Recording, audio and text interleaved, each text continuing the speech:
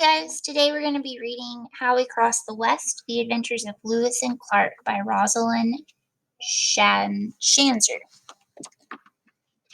I love the illustrations in this book, and this map actually shows us a detailed map of the trail that they traveled on, the path that they traveled on. And they started in Camp Wood over here in Illinois, and then went all the way to the Pacific Ocean over here to Fort Clatsop, which is where the Chinook Native Americans were located.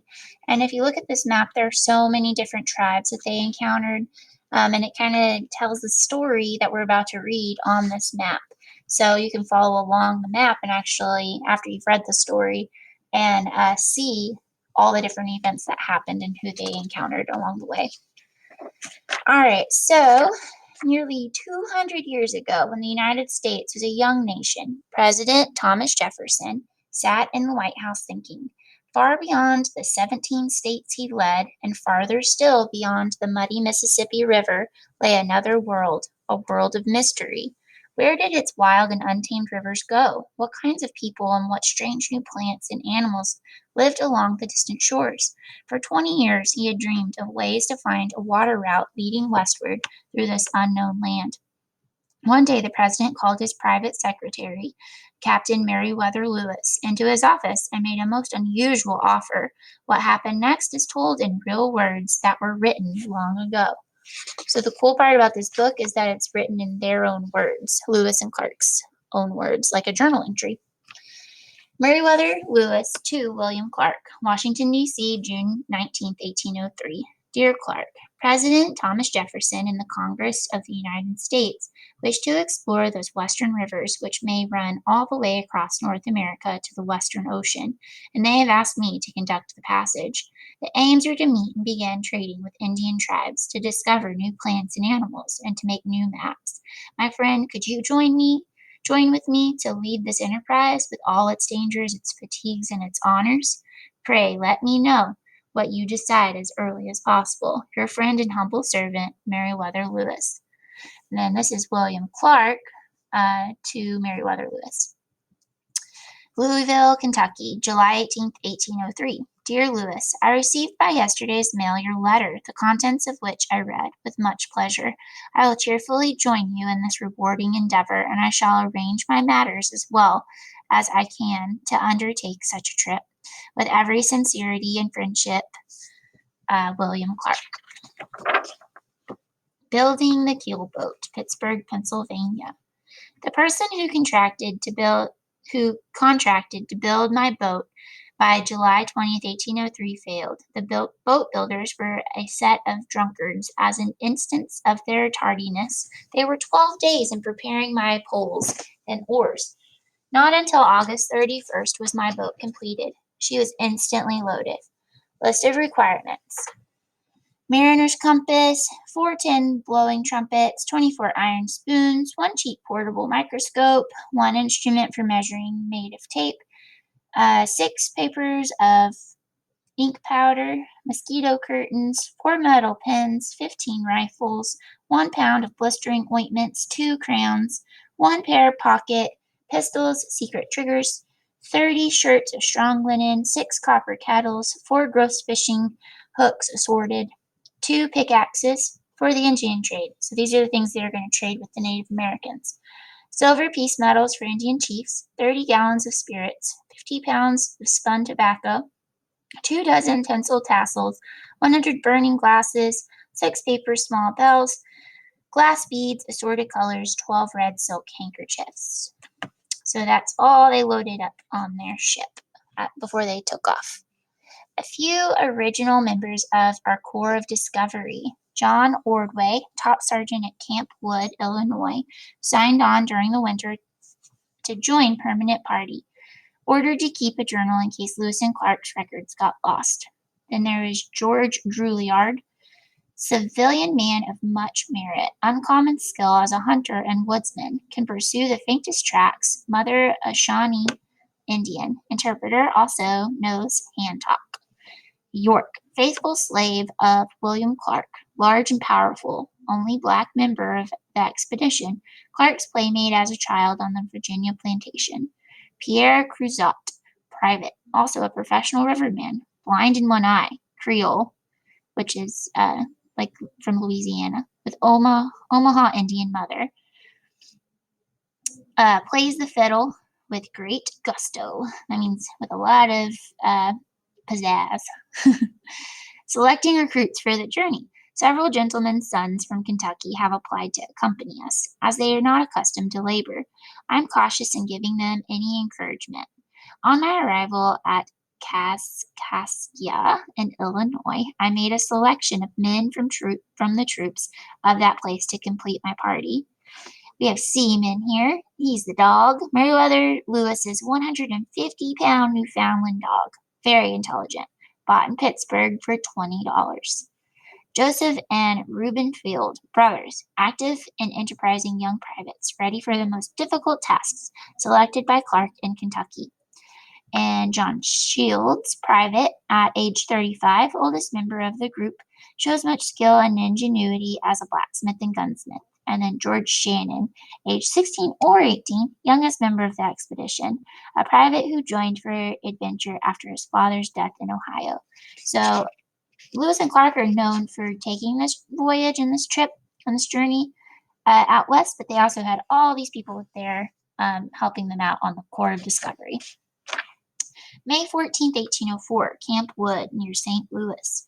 They set out at 4:00 p.m. in the presence of many of the neighboring inhabitants and proceeded on under a gentle breeze up the Missouri.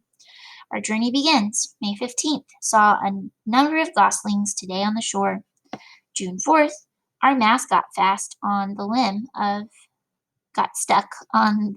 of a sycamore tree, and it broke very easily.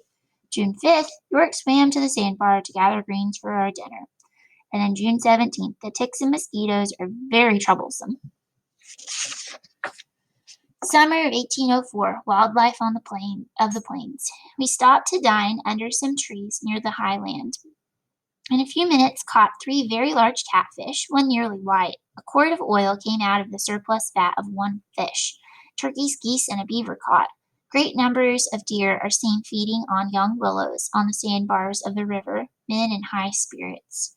Discovered a village of small animals that burrow in the ground. The village covers about 4 acres and contains great numbers of holes on the top of which those little prairie dogs sit erect. They make a whistling noise when alarmed and step into their holes. Before sunrise, I set out with 6 of my best hunters. I do not exaggerate when I estimate the number of buffalo to amount to 3,000. We found the antelope extremely shy and watchful. Their flight appeared as rapid as the flight of birds. Among the Indians. At sunset, a part of the Oto and Missouri nations came to camp. Among those Indians, 6 were chiefs. We sent them some roasted meat. In return, they sent us watermelons. Captain Lewis, shooting the air gun, a few shots astonished those natives. Could not find the Omaha Indians. Those people have not returned from their buffalo hunt.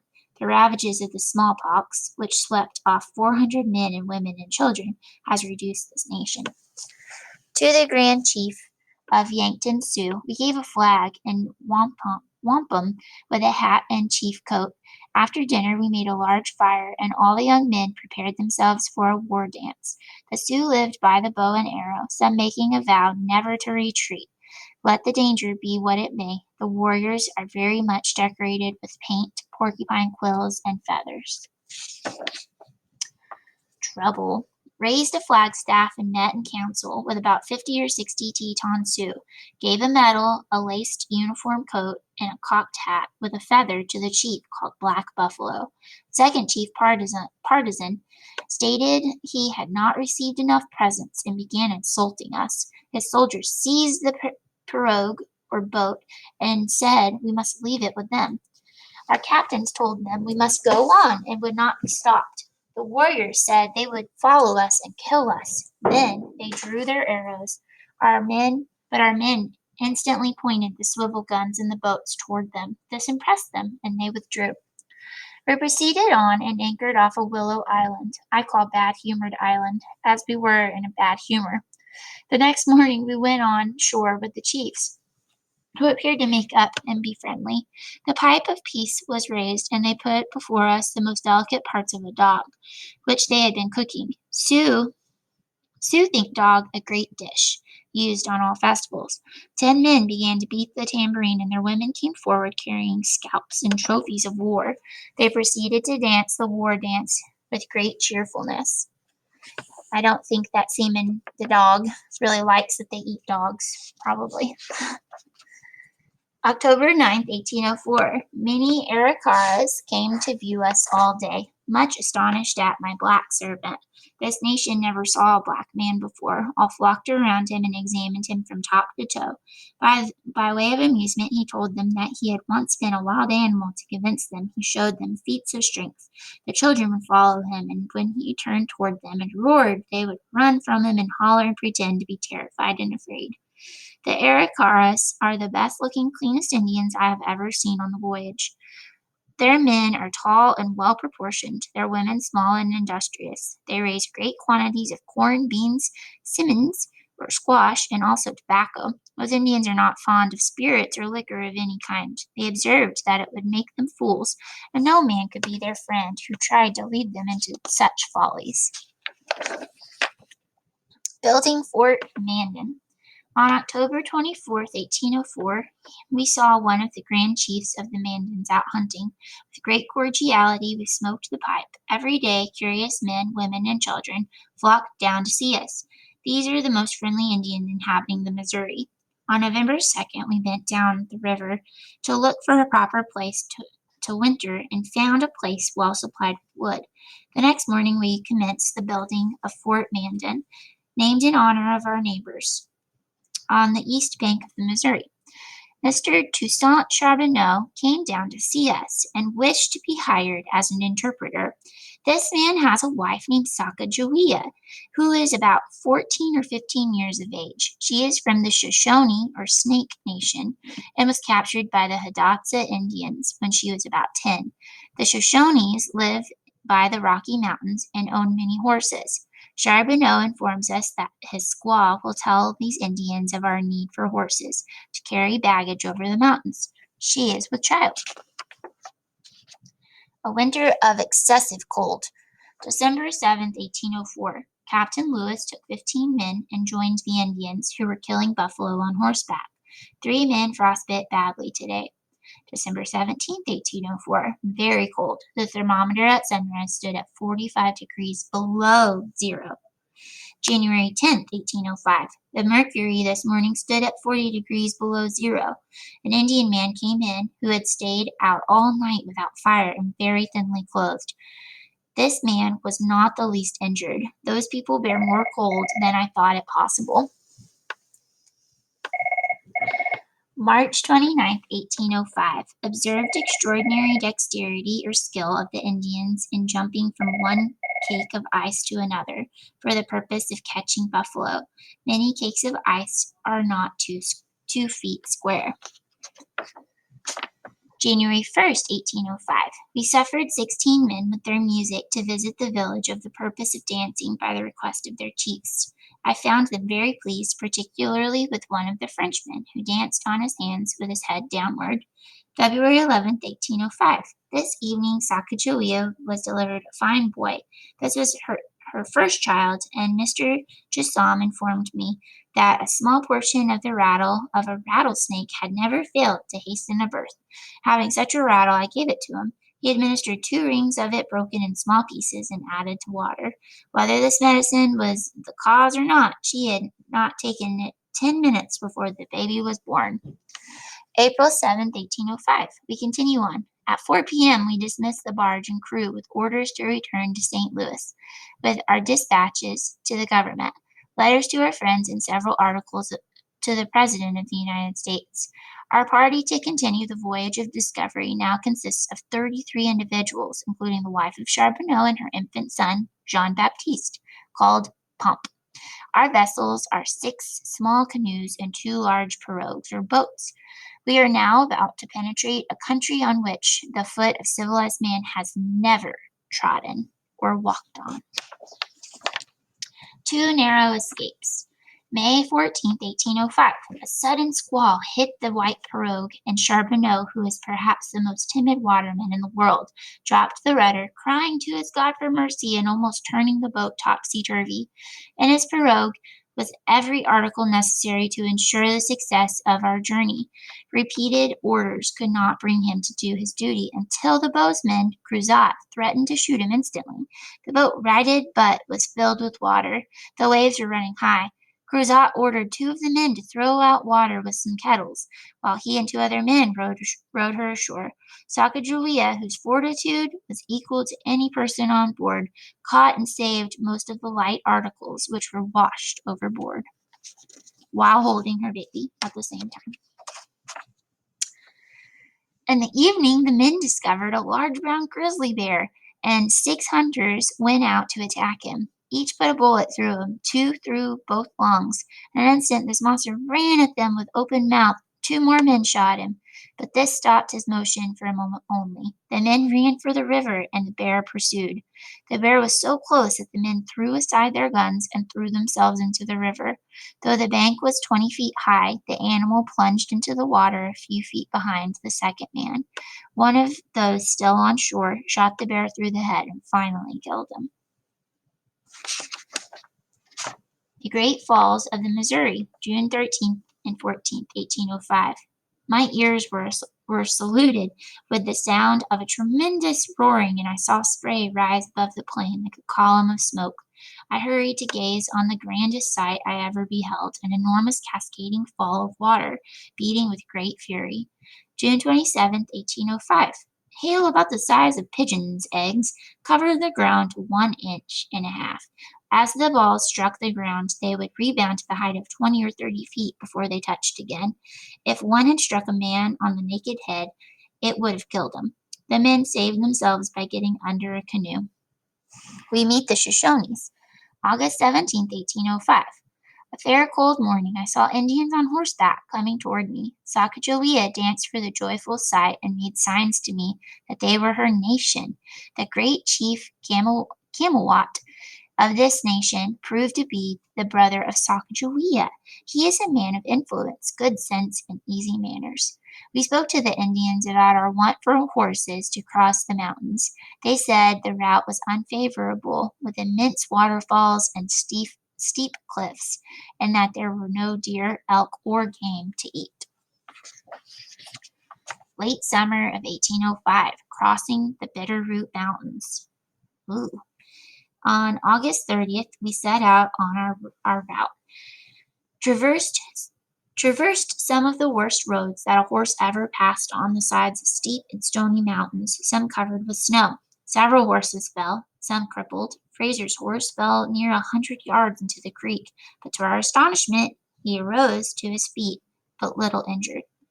Found water nearly boiling hot in places, where it sprouted from the rocks. One of the Indians made a hole to bathe. Several times compelled to kill a colt for our men and selves to eat for want of meat, encamped one night at a bold running creek I called Hungry Creek, as we had nothing to eat. Woke this morning, and to our great surprise, we were covered with snow. Our moccasins froze. The ink freezes in my pen. To our inexpressible joy, saw a prairie 60 miles distant. We should reach its borders tomorrow. Spirits of the party much revived, as they are weak for want of food. Running the rapids. Having triumphed over the mountains at last, a man of the Nez Perce noses escorted us to the Grand Chief's lodge. With great cheerfulness, their chief twisted hair, drew a map on white elk skin to show the rivers beyond his camp. We determined to go where the best timber was, and commenced building 5 canoes. We have adopted the Indian method of burning out the canoes. So they cut down the tree, burn out the middle, and then chip away at the middle part after it's been burned to make their canoes. October of 1805, built dugout canoes and set out past many bad rapids between rugged rocks and cliffs 200 feet high. One canoe split open and sank, another turned over. A a great many articles lost. All our powder, some bedding, and half of our food prepared in the Indian way, wet. Nothing to eat but roots. After 17 days, this great roaring river compressed between two rocks, not 45 yards wide, determined to pass this horrid swelling, boiling, and whirling in every direction, we rode with great velocity and passed safe, to the astonishments of all the Indians who viewed us from atop the rocks. Onward to Oregon. October 1805. I went on shore and found the Indians much frightened in their lodges. They thought we were not men, but birds that fell from the clouds. As soon as they saw Sacagawea, they understood our friendly intentions, as no woman ever accompanies a war party. The river widens and becomes a beautiful, gentle stream, about half a mile wide. Great numbers of harbor seals about. The fleas are very troublesome, and our men can't get rid of them. They strip off their clothes and kill the fleas, during which time they remain naked. Salmon trout, which we had fried in a little bear's oil, I thought one of the most delicious fish I have ever tasted. The Chinook Indians flattened the heads of the female children, and many of the male children also.